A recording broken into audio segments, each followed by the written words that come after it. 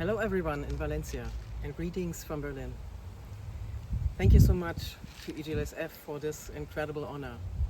When I received the information about the Advocacy Award, I honestly hesitated for a moment. In fact, my first thought, it might have been spam. It took me some time to realize that it was real. I accept this award with deep gratitude, but also with humility, because none of the achievements mentioned in the citation were accomplished by me alone. Every step forward was the result of working together with so many dedicated people over so many years, and some of them are right there in the room with you. We all stand on the shoulders of those who came before us and those who continue this work until today. I would especially like to acknowledge some of the pioneers who have inspired and accompanied me on this journey.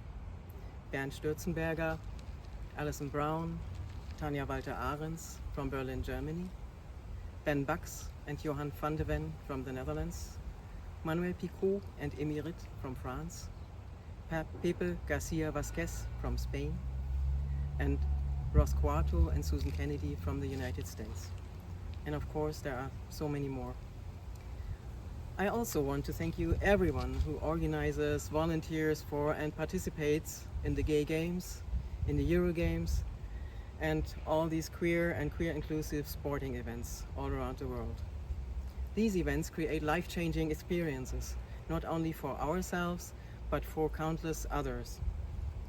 My first Gay Games were Gay Games 3 in Vancouver, Canada in 1990. This experience I had there is still deeply engraved in my memory and my heart. It showed me what sport can be when everyone is welcome, and it continues to inspire and motivate everything I do until today.